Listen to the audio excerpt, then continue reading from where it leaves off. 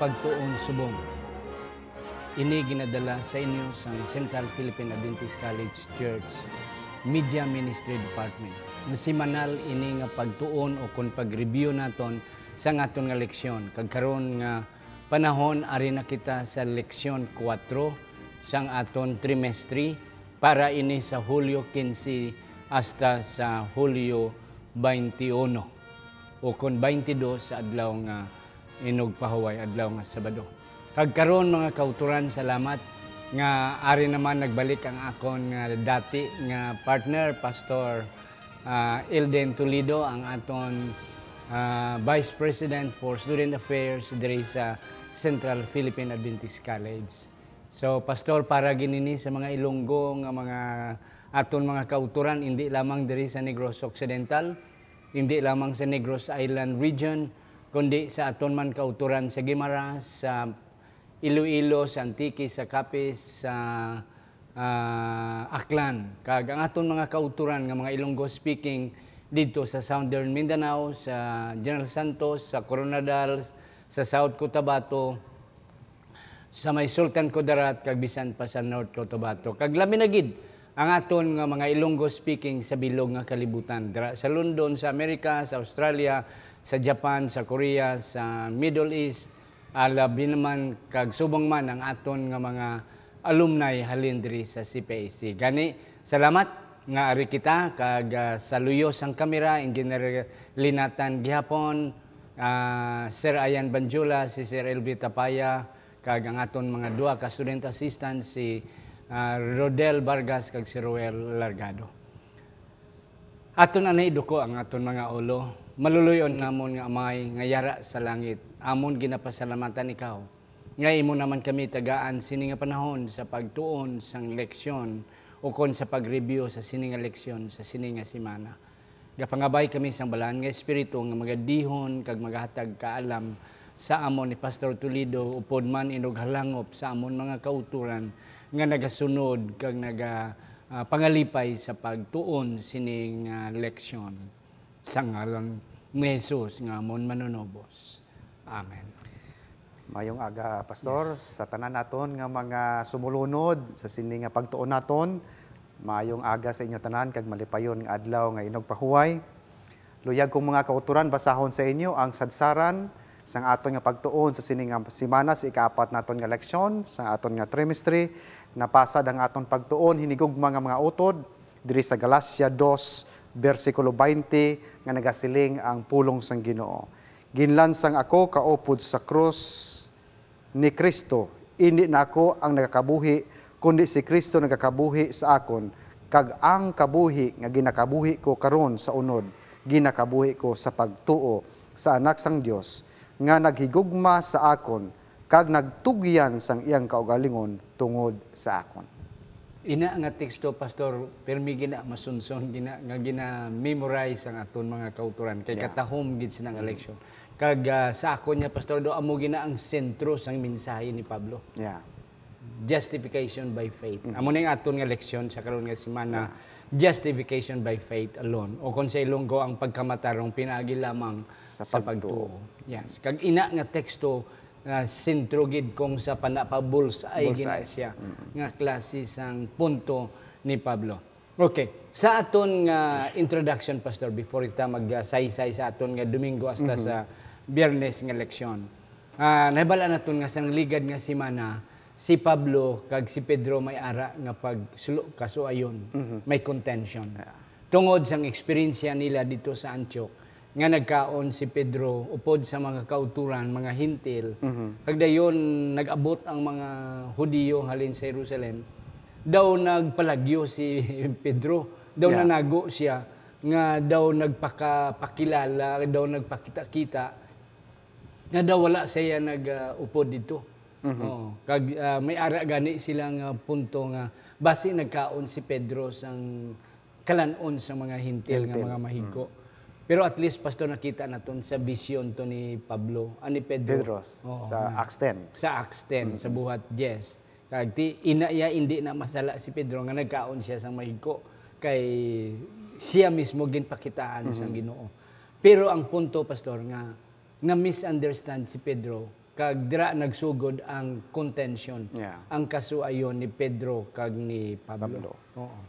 So amo na siya ang aton nga sadsaran nga o kun aton introduction sa aton nga pagtuon. Kag sa sini nga semana, Pastor, amo na ni ang pagsugod ni Pedro sa iyang nga mga major nga mga doktrina. So major na nga mga matig-an na nga mga doktrina sa pagtuo ang aton mabalaan halin karon nga semana tubtob na sa sunod nga mga sinimana. Nga diin kita makatuon sang mga pulong nga justification, righteousness, works of the law, and then faith or faith in Jesus. Ina nga mga terms amo na ang aton nga talakayon sa sunod nga mga panahon. Yeah. Now, aton rin makitaan, Pastor, nga kung sa kapanahonan ni Pablo kag ni Pedro, may ara contention, may dissenting opinion sila. Diri aton makitaan nga maski pagani, Pastor, sa early history sa aton church. Way back sang 1888 sa aton nga General Conference Session. May duha man ka grupo. Righteousness by faith. Righteousness by faith. Amo na ang pinakalawig nga diskusyon dito sa 1888 nga General Conference in Session between Wagoner kag Jones and Wagoner versus Butler, presidente, kag si Uriah Smith, nga amo ang editor. So traditionalist sila ni Smith kag ni Butler, while diriya in line sa biblical understanding sa Galatia, si Jones kag si Wagoner nga somehow the struggle continues even sa early 90s, Pastor. So draw na makitaan nga this issue is not a new issue. This is an old issue. And maski pag Pastor sa aton nga church man subong makita naton nga may ara man yang traditional way, conservative. Traditionalist kag may ara man yang bag-o, hindi man sila naton bag-o kundi sunugid sa spirit of prophecy kag in line sa biblical perspective nga ginhambal ni Pablo ang pag-intindi karon sa mga kauturan. Bag-o pa ko, Pastor, sa pag-alagad. 16 anyos ko na daw tumawan. Nagaupod-upod ko sa mga debatidor balanghaton nga mga kauturan. Kag amo ginang ilay presentasyon. Nga hindi ta maluwas kung hindi ta magbantay sang kasuguan. Kag hindi ta magsimba adlaw nga inugpahon. Hindi ta makatag ikapulo.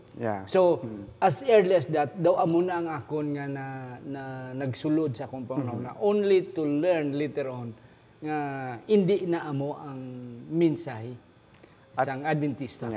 Tido amo man ta, Pastor, kasi elementary ko amo man na dalay ko na yung Bible sa eskwelahan. Kag hala si ko debate to sa mga classmate ko nga mga Baptist o nga kasuguan gid bantay gid sang napulo kasugo sang labi ni Sabado.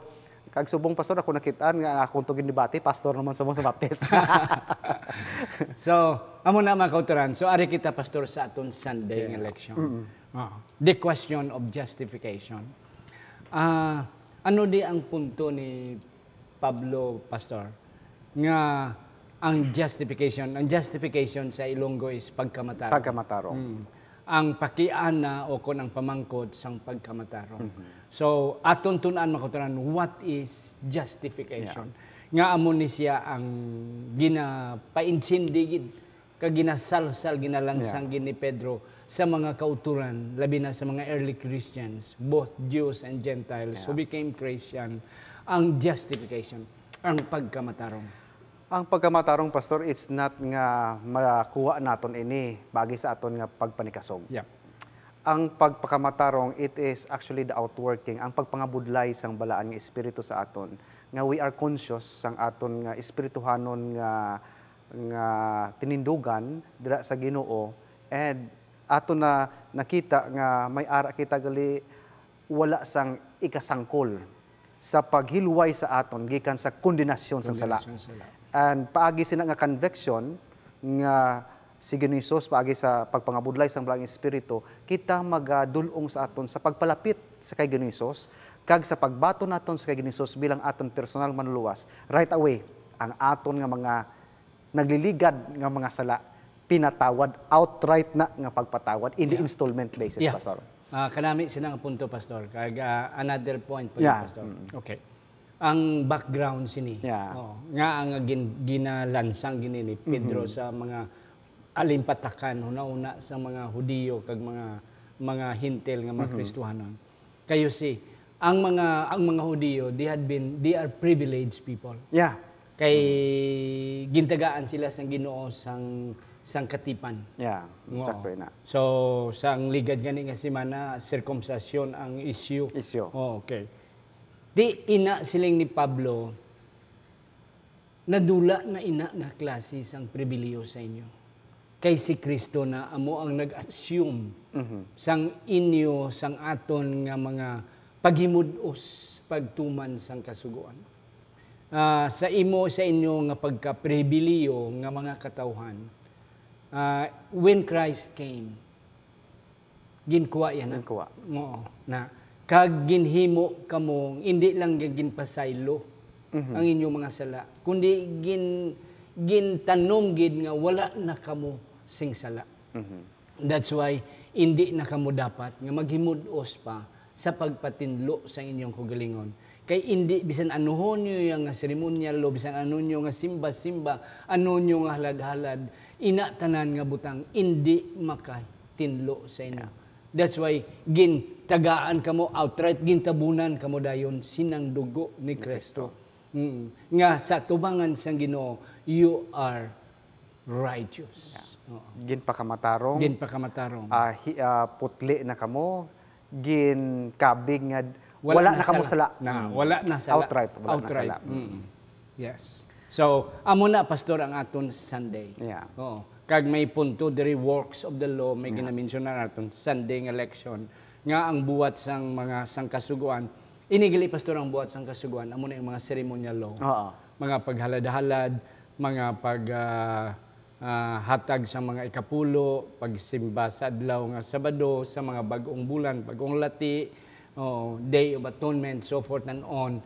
Nga mga rituals nga ginahimo nila. Makapistahanan sa mga Hudiyo nga gina-observe. Ti siling ni Pablo, hindi ka muna maluwas by the works of the law. Pinaagi sa inyong paghalad-halad, hindi. But definitely sa blood ni Kristo nga ginula sa Kalbaryo. Kag aton makita ra pastor galing ang kaluwasan, hindi ni siya maangkon sa isa ka tawo paagi sa iya ko galingon nga pagpanikasog nga detalyigid nga sundon ang kasuguan sa Ginoo. Hindi gali amo ng punto ni San Pablo nga rigid compliance sa kasuguan sa Ginoo. Kaya amo na mentality sang ibang nga tawo mo mauli kita sa kapulo, pirmi kita simba kita. Pirmi kita suporta sa bulhaton sa Ginoo, thinking makakuha sila, maka-earn o makaangkon sila sang pabor sa Ginoo para sa ilang kaluwasan. Pero inagali mga utod nga mga butang, hindi muna ang sadsaran sang punto ni Pedro, kay inagali ang mga butang is just the result. Resulta lang gali pastor sang aton nga pagkalinwas, hindi kay means o kung nga kabangdanan, pamaagi nga kita maluwas mga utod. Kita matinlo. Oo. Kay bisan amo nang contention ni Pablo, nga bisan anuhon ta, hindi kita ya. Wala kita mahimo. That's why amo na nga nag-abot ng panahon nga si Kristo ari na nagpalansang sa cross. For us nga righteous pagkatarungon pinaagi sa dugo ni Kristo, hindi sa works of the law, sa buhat sang kasuguan. Kay nagauna-una bala ang madamo pastor nga Kristohanon nga magsuporta kita sa bulaton sang Ginoo, magsimba kita Miyerkules, Biyernes, Sabado. Then we will become religious. But they are not spiritual person. That's the point. Kay lain mga kauturan ang pagka-religyoso sang pagka-espirituhanon nga tamo. It would be ang religiosity is a form, but ang spirituality is more on relationship. Yes. Aton nga papakigrelasyon sa Ginoo. So inigali mga kauturan atmon solito no, nga mga kautod, inigali ang paghimo naton sa maayong butang, resulta ini sang pagpakamatarong sang kaluwasan nga ginhatag sang Ginoo. Pero ang aton maayong buhat hindi amo ini siya ang magaduso sa aton nga maangkon naton ang kaluwasan. Yes. Ang Monday naton mga kauturan nga leksyon sa Lunes, ara dira ang ang Hebrew word sa law is nomos. Ang sa Griego nga word sa law is nomos. Ti ang nomos ni naga-encompass ni nagasakop ni siya sang hindi lang napulo kasugo Yeah. but the Old Testament ang Yeah. daan nga tugon kag ang mga prinsipyo nga ginahatag sang Ginoo sang una sa panahon sang daan nga tugon nga ina tanan hindi makabulig. Yeah. Yes, during the time nga wala pa si Operational Kristo, pa. operational na siya. But when Christ came, iya na ginpalansang sa cross. Ay na mga seremonya. Mga seremonya.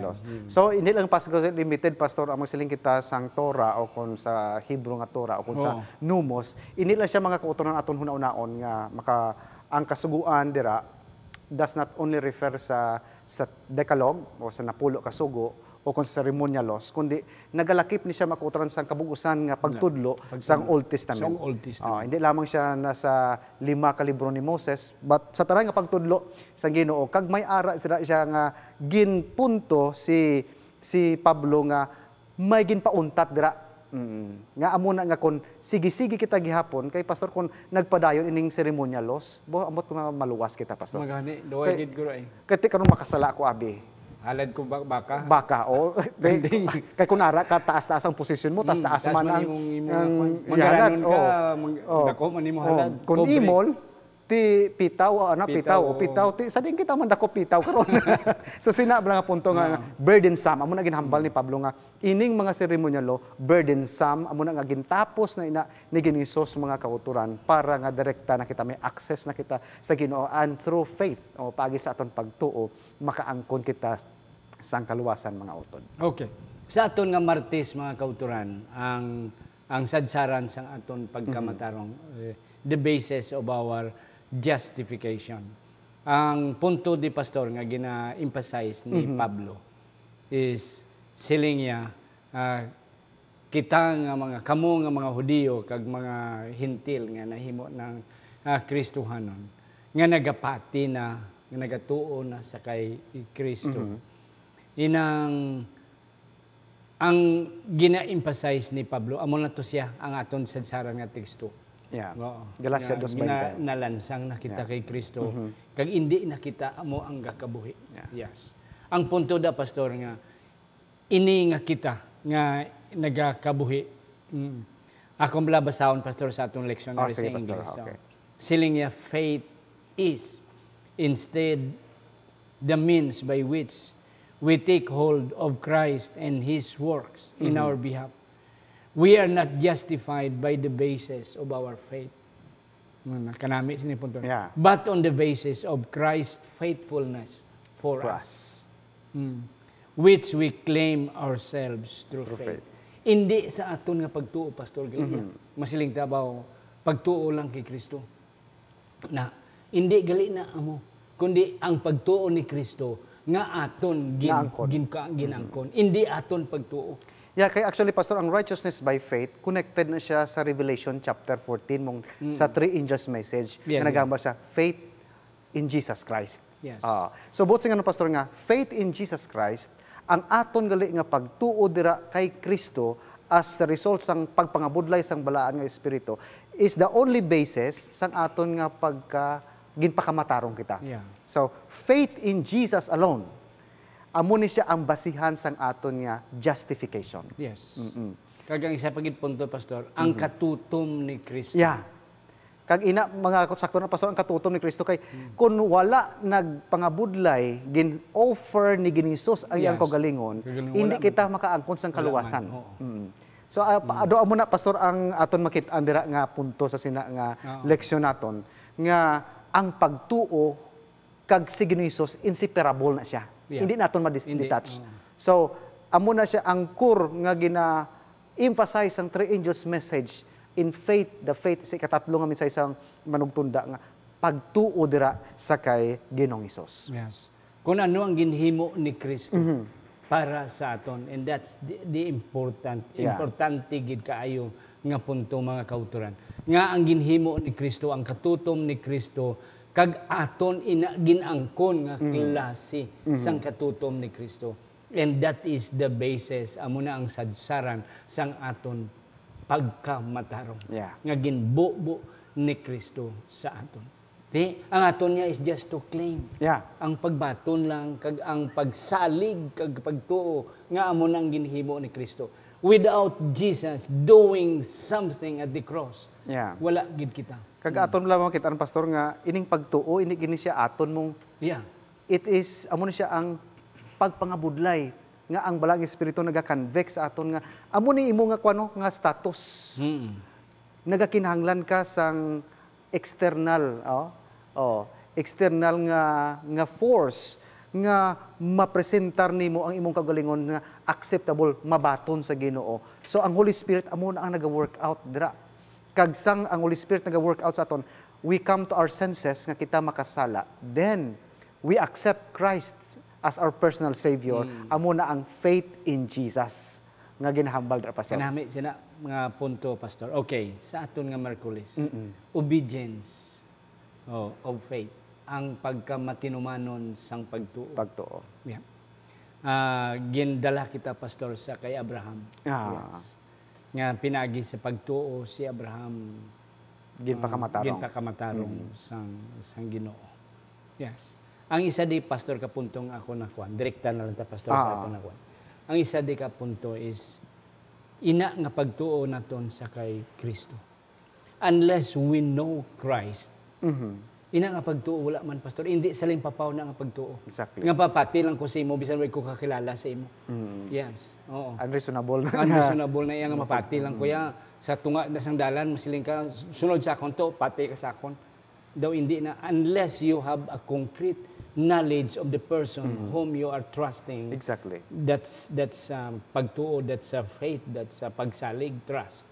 Tiya mo man na, unless makilala naton si Kristo kung sino siya, kung anong ginhimo iya, ang aton pagtuo isalim papaw nga klase sa pagtuo. It must be a genuine faith, it must be a working faith, a knowledgeable faith. Yeah. O kung sino ang aton ginatuhan na aton pastor makuha nga si Kristo ang Biblia nagahambal nga ang napulo kasugo amo ang express image.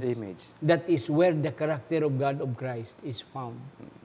So aton pagila para makitaan pastor nga hindi ka maka-establish sang relationship sa tao nga hindi mo makilala. Hindi mo kilala.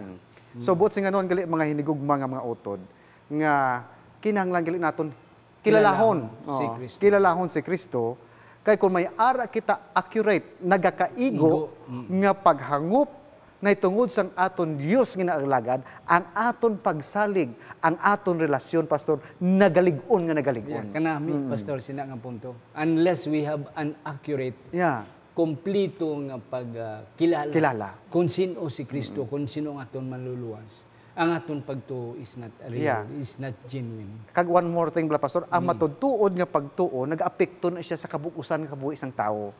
And that includes sa aton nga anong ginabuhat naton, paano kita magkabuhi, sino aton saligan, kag ano sino ang aton pagatuuhan. Because through faith, amo nang elementos na pastor, it affects the being of a person. Kag another pagid, pastor, ang aton nga pagtuo kay Kristo naghaliwat man sa aton kabuhi. Yeah, exactly. Kung sino ang aton ginapatihan, gina-idolize naton. Let's daw hindi kanami sa word nga idolize. But pero kung i-idol naton si Kristo, siya ang aton nga sundon, siya maging model naton siya. Pero bala sa mga young people, pastor, ma-model sila sa isa ka artista. Kung ano ang hapay sang artista, amo man ang ila.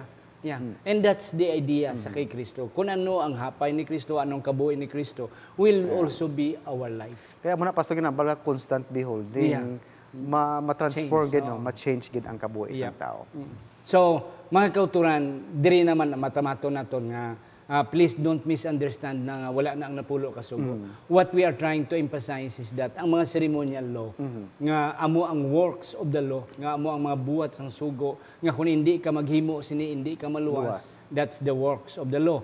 Pero mga kauturan, ang punto naman ang kabuhi ni Kristo. Nga ang kabuhi ni Kristo, ano ang kabuhi ni Kristo? Nga aton sundon. So of course aton naibalan nga si Kristo ya matinumanon sa kasuguan. Oo. Pero sa mga iba niya yung mga palatukuran, ginaamat-amat siya and sometimes gani ginaabrap ya nga way na ni, tapos na ni. Tapos na. So, amo na siya ang matinumanon nga pagtuo sa aton nga leksyon. Now, sa katapusan, pastor, nga aton leksyon. Oo. Naga-promote bala, nagapadasig bala ang pagtuo nga magpakasala ang tao. Amo na pastor ang kun sa aton pastor nga i-simplify ang pagtuo bala naton nagahatag sa aton lisensya sa Lisensya. paglapas Iya. ang kasuguan. Kanami sina Oo. pastor sa imo nga word license.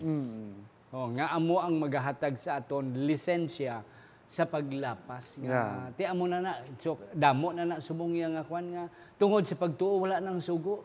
Tungod sa pagtuo wala na ang adlaw nga Pahuway, inugpahuway. So gindula forth na. and on. Oo. But that is not the contention Yeah. of Paul. Okay, pastor, yes.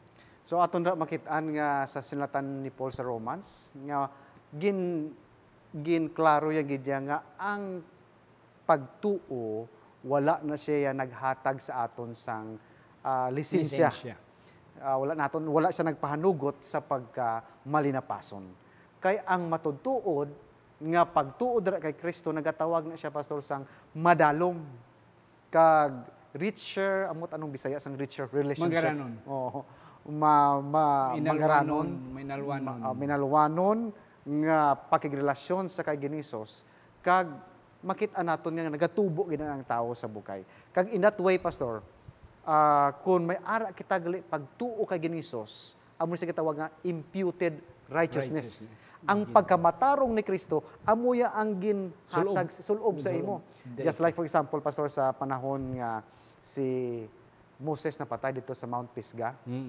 Ginakusar siya ni Satanas nga hindi ni siya maluwas tungod kay ini si Moses makasala tungod kay ginhambalan mo lang siya nga hambalon ang bato dito sa Mereba pero ginhampak kay kaduwagid and that stone that rock is Jesus Christ. So amo ni na disqualify siya mapalangit. Pero no ginhimo ni Hesus, ginlibutan gid according pastor sa Story of Redemption, ginlibutan sang ni Satanas kaupod siya mga angheles ang bangkay ni Moses apang sang pag-akusar kay si Satanas siling sang bugna, the accuser of brethren, day and night, adlaw kag gabi ginaakusar kita mga utod.